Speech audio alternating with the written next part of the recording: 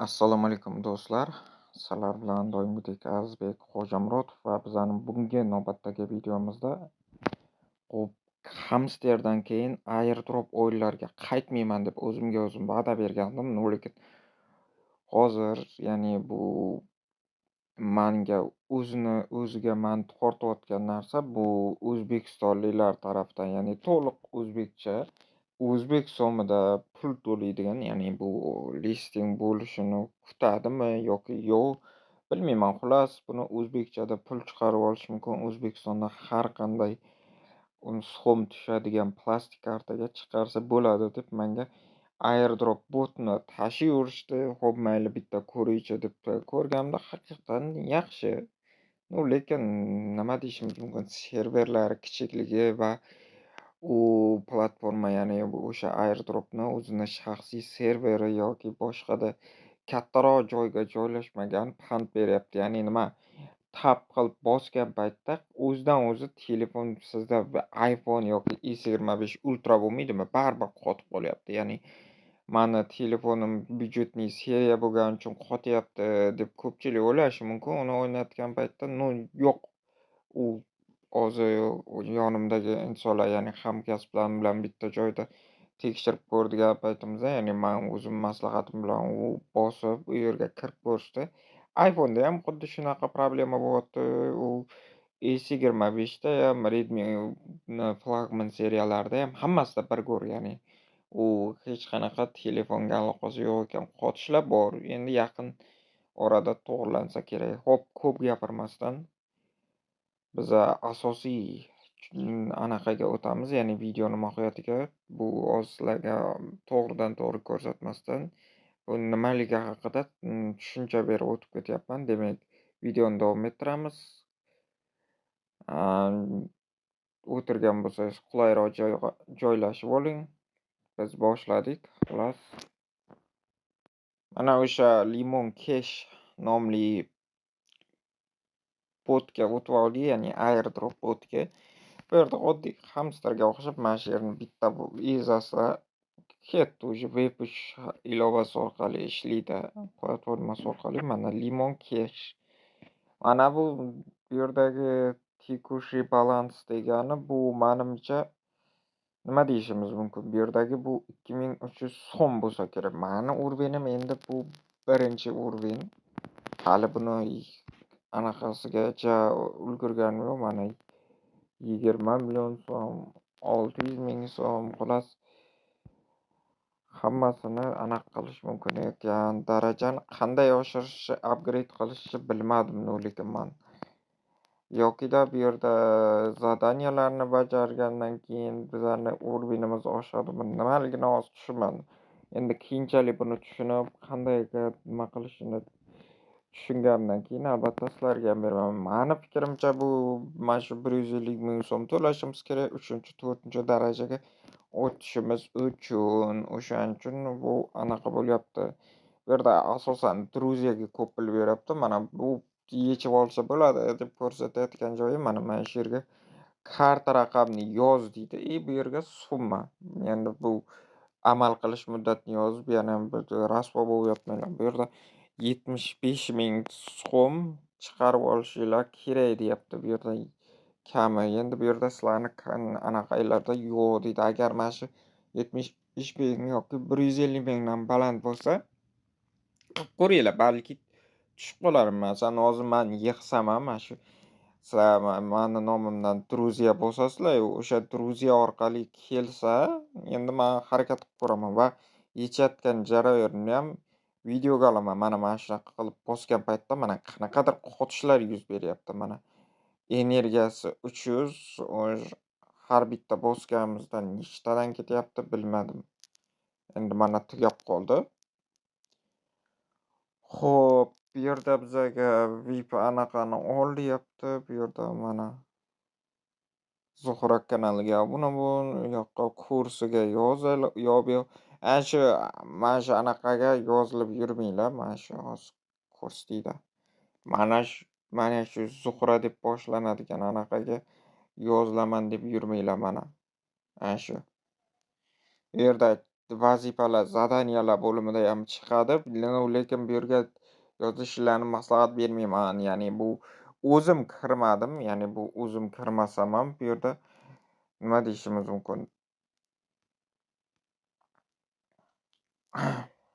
Hozir o'zim kirmagan bo'lsam ham ayolim qiziqqonlik qilib bosib ko'rgan va win-win, ya'ni bu AdinXbetga o'xshagan kazino, ya'ni qimorni linkini jo'natyapti-da, mana shunga kir va u yoq qil, bu yoq qil, man aytgan sxemalarni kir, men aytgan botga kir, sanga prognoz tashiydi, u yoq bu yoq deyapti.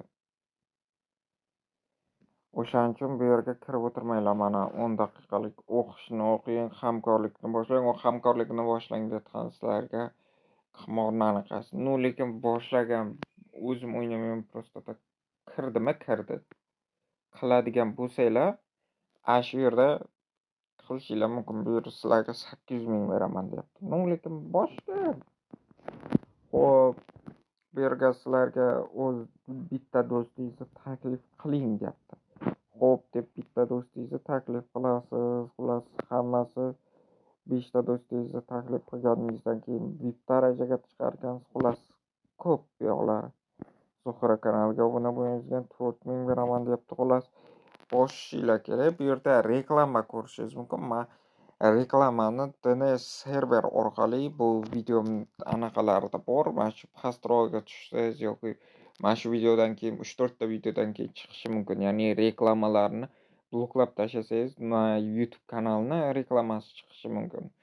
Ya'ni YouTube'ni bilmadim, lekin telefonning ichida mana shu ilovalar yoki boshqa narsalar sizlarga tiqishtirib, mana shu reklamani tiqishtira olmaydi, internetinglar ochiq turgan bo'lsa.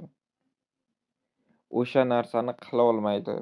Bir farqi shu. Endi mavzudan chetlashmaylik. Mana shu anaqani bosishimiz kerak. Endi haqiqatda pul to'laydi, u yoq bu yoq yechib ko'rdim, deyotganlarni ko'rdim. Lekin ular isboti bilan ko'rsatmagan. Mana shu yerda tarixni ko'rsatyapti. Endi balkim bu anaqa boru, anaqa kazinolarda anaqa soxta anaqa qilib beradi.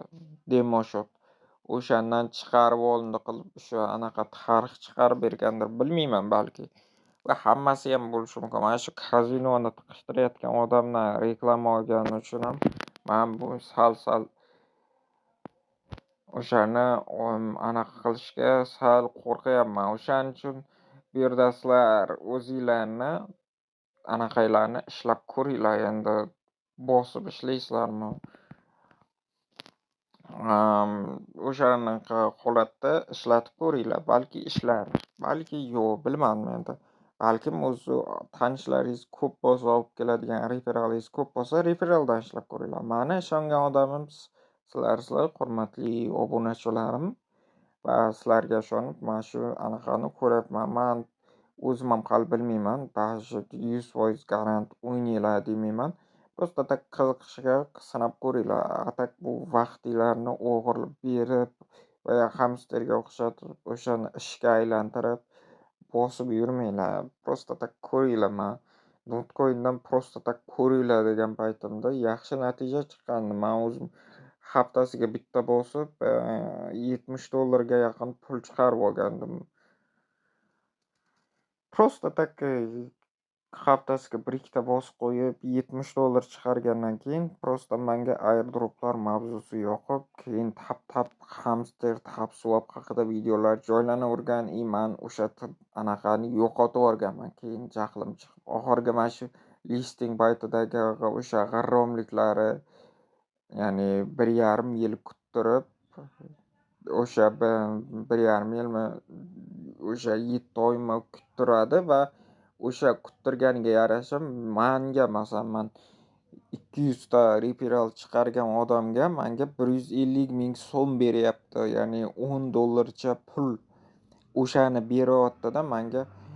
Shuni anaqa deyapti. Ya'ni u milliondan oshgan 100 ming, 200 mingda bo'lgan u kattaroq, mendan kattaroq YouTube'da ijod qiladigan, Instagram'da ijod qiladigan blogerlar o'zidan katta targ'ib qilib odam olib kelgan. Ularga $2,000mi, $3,000mi pul bergan.